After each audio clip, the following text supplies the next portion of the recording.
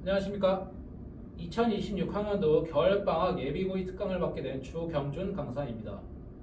미적분 1 기본과 실력반을 맡게 되었는데요. 미적분 1 선행을 했지만 아직 완벽하지 않은 학생들, 그리고 유형별 문제풀이가 필요한 학생들, 그리고 중상난도의 문제까지도 소화할 수 있는 학생들에게 적합한 코스일 것 같습니다. 먼저 제 소개를 드리겠습니다. 고려대학교 신수지공학부를 졸업하고 난 뒤에 개념상상 대치관에서 고등수학 강사로 재직 중에 있습니다. 여러분들 새로운 목적지를 향하게 될 때 보통 우리는 지도 앱을 켜고 난 뒤에 어떤 운송수단을 통해서 가야 하는지, 또 어떤 경로를 통해서 가야 하는지, 또 시간은 얼마나 걸리는지를 파악하고 난 뒤에 가장 적절한 코스를 선택해서 가게 됩니다. 수학 문제풀이도 이와 마찬가지입니다. 여러분들이 수학 문제를 풀 때 정답지, 다시 말하면 목적지가 어디인지를 정확하게 파악하고 어떤 개념과 어떤 풀이를 통해서 가야 하는지 명확하게 파악해야만 가장 적절한 코스, 다시 말하면 가장 빠르고 정확한 코스를 선택할 수 있을 것입니다. 그런데 많은 학생들이 이런 과정을 거치지 않고 심지어 자신이 원하는 목적지가 어디인지도 파악하지 않은 채로 일단 길부터 나서는 경우가 많습니다. 하여 저는 여러분들에게 내비게이션처럼 적절한 코스와 적절한 경로를 소개하고 난 뒤에 그에 대해서 학생들이 스스로 풀어낼 수 있는 힘을 길러내도록 지도하겠습니다. 자, 그러면 미적분 1 단원 구성에 대해서 말씀을 드리겠습니다. 총 3가지 대단원이 있습니다. 함수의 극한과 연속이라는 단원으로 시작을 합니다. 극한이라는 개념은 관념적이기 때문에 식이나 그림으로 보여주기가 쉽지 않습니다. 새로운 개념에 대해서 배우기 때문에 학생들이 거부감이 좀 있는 편인데요. 그렇기 때문에 정확한 이해를 바탕으로 공부를 해야 이 단원을 극복할 수가 있습니다. 개념 난이도는 비록 생소한 개념인 극한이 포함되어 있긴 하지만 공식이나 여타 다른 내용들이 좀 적은 편이기 때문에 이해만 잘한다면 쉽게 넘어갈 수 있고요. 문제 난이도 또한 마찬가지입니다. 새로운 개념에 대해서 배우기 때문에 유형이 아주 많지는 않으며 그리고 응용도 많이 되지 않는 편입니다. 그래서 별 2개로 구성을 해보았고요. 다만 상위 과목과의 연계율은 높은 편입니다. 이 함수의 극한과 함수의 연속을 정확하게 알아야 후에 있을 미분과 적분에 대해서 이해를 할 수 있기 때문에 반드시 이 단원은 정복을 해야 되는 곳입니다. 자, 2번째는 미분 단원입니다. 미분이라는 개념은 잘게 쪼개어 분석한다는 개념입니다. 이때 이 잘게 쪼갠다는 것이 얼마나 잘게 쪼개느냐, 극한으로 잘게 쪼갠다는 의미가 있습니다. 하기 때문에 미분이라는 단어는 전에 있는 함수의 극한과 연속을 정확하게 알아야 하고요. 그리고 새로운 공식들과 새로운 활용법들이 나오기 때문에 개념의 난이도가 높은 편입니다. 방금 말씀드린 대로 활용의 가치도 많기 때문에 문제 난이도도 높은 편이고요. 유형이 많고 응용이 자주 됩니다. 당연한 얘기지만 상위 과목과의 연계율도 높은 편입니다. 후에 있을 적분과의 연계율도 높은 편이지만 이과생 같은 경우에는 미적분 2라는 과목을 내신에서 수강을 해야 됩니다.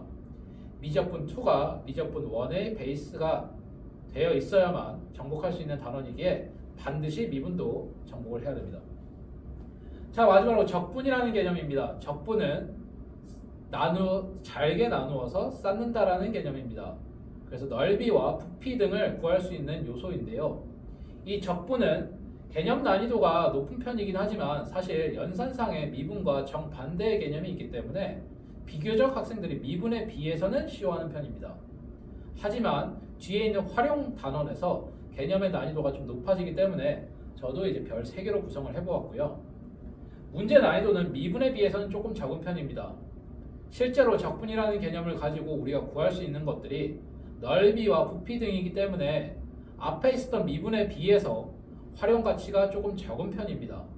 해서 문제 난이도가 좀 낮긴 하지만 학생들마다 적분에 어려운 학생들이 있으니 반드시 이것도 정복을 해야 될 것입니다. 상위 과목과의 연계율도 당연히 높은 편입니다. 해서 미적분 1을 이렇게 단원 구성을 알아보았는데요. 이 미적분 1을 우리는 어떻게 수업을 해야 되고 또 여러분들은 어떻게 공부를 해야 되는지에 대해서 소개를 하겠습니다. 선행이 되어 있긴 하겠지만 그래도 완벽하지 않은 학생들을 대상으로 하기에 기초 개념부터 증명 그리고 공식에 대한 이해까지 전부를 아우르는 개념 공부가 우선입니다. 탄탄한 개념이 반복이 되어야만 우리가 중상난도 문제를 풀 수 있겠죠. 그래서 개념에 대한 이해를 하고 난 뒤에는 유형별로 대표 문제 한 문제씩을 제가 여러분들에게 소개를 하게 됩니다. 그럼 여러분들은 이 자리에서 그 대표 문제의 풀이법을 가지고 그 밑에 있는 문제들을 풀게 됩니다. 이를 제가 관찰하게 되고요.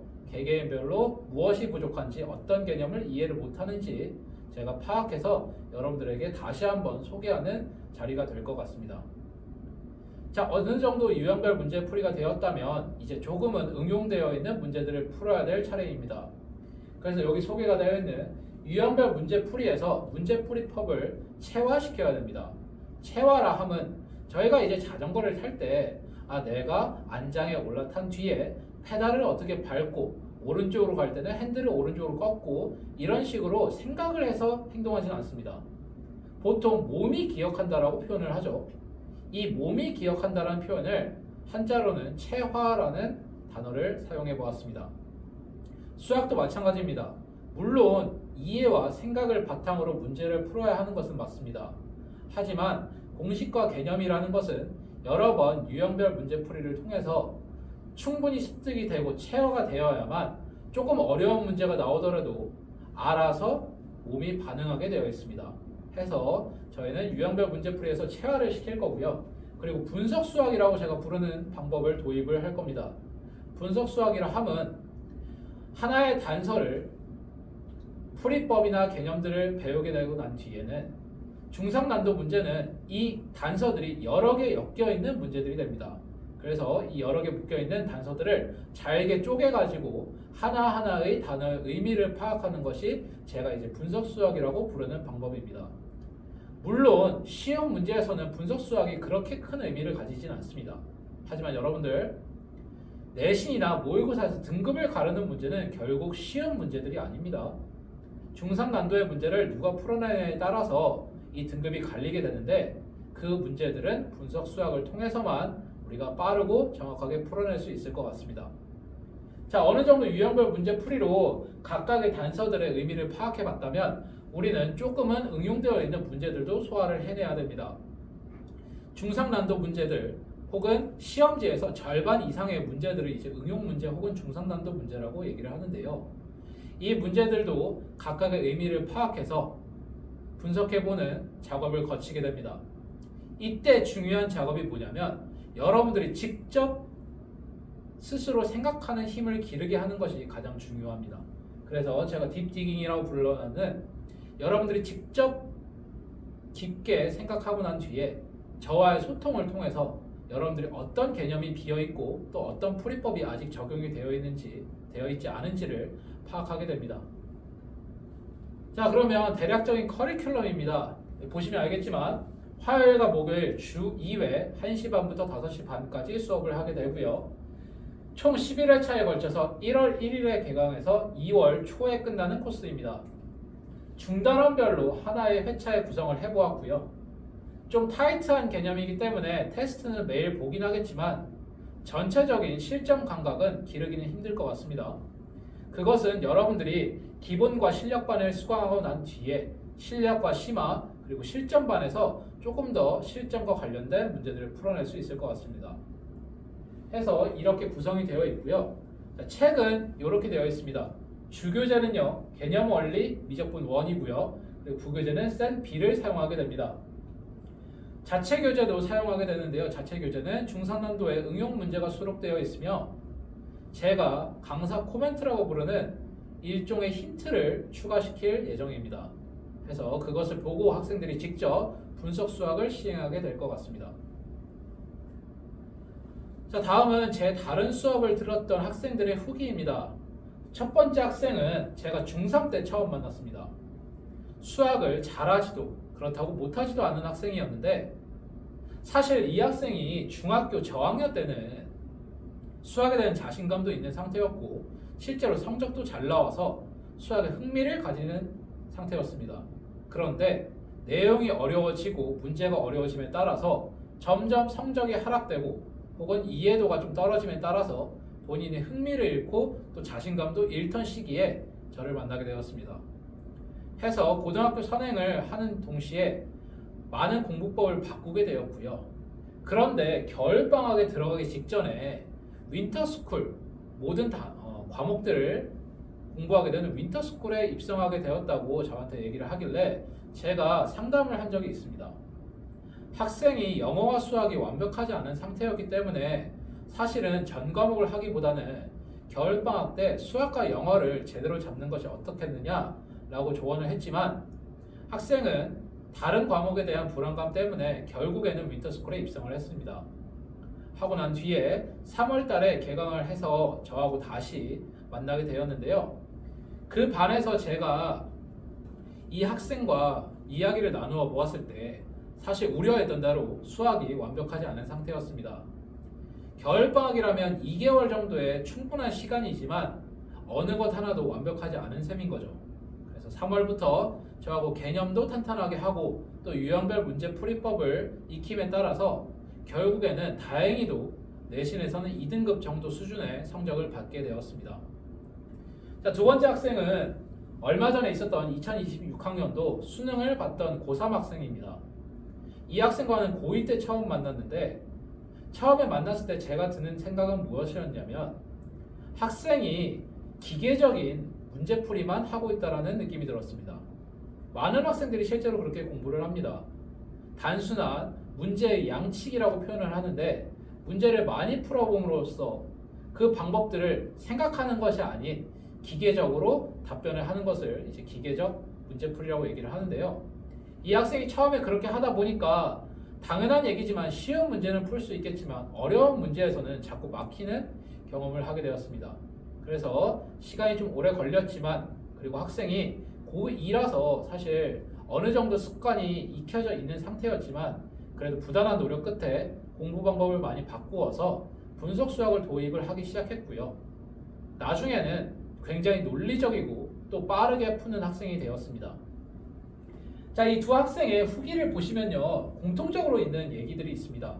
다양한 문제풀이법을 소개를 해줘서 이 중에서 적절한 것을 골라서 시험 당시에 빠르게 그리고 정확하게 풀 수 있었다라는 얘기가 공통적이었습니다. 제가 원하는 방법도 이것입니다. 다만 다양한 문제풀이법만을 소개하는 것이 아니고 그 문제풀이법 안에서 이 문제는 왜 이 풀이법을 선택을 해야 되고 또 다른 문제에서는 왜 이걸 선택을 해야 되는지 이유에 대해서 굉장히 강조를 많이 하는 편입니다. 학생들은 시험장에서 선생님의 도움 없이 직접 문제를 풀어야 됩니다. 하기 때문에 스스로 생각하는 힘이 길러져야 하고요. 그래서 자꾸 그 이유에 대해서 제가 강조를 하는 편이었습니다.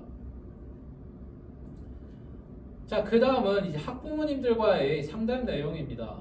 물론 유선상에 전화를 통해서 하는 상담도 있겠지만 여의치 않을 경우 제가 이제 문자를 보내드리는데요. 이 문자에는 학생의 문제점과 그리고 학생이 잘하고 있는 점, 그리고 문제점을 타파하기 위한 방법, 그리고 가정에서의 필요한 지도, 부탁 등 다양한 이제 내용들이 담겨 있게 됩니다. 그래서 이것을 보고 학부모님들이 이제 피드백이 저한테 오게 되고요. 공부라는 것은 선생이 강사가 학생에게 일방적으로 전달해 주는 것이 아닌 학생과 학부모 그리고 강사가 같이 만들어가는 것이라고 생각을 합니다.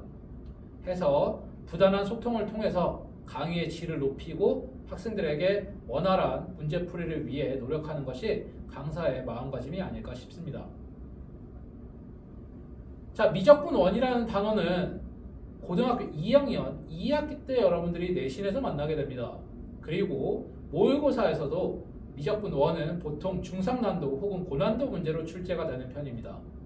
앞서 언급드린 대로 중상난도의 문제를 원활하게 풀어내야 우리가 원하는 등급을 받을 수 있을 것입니다.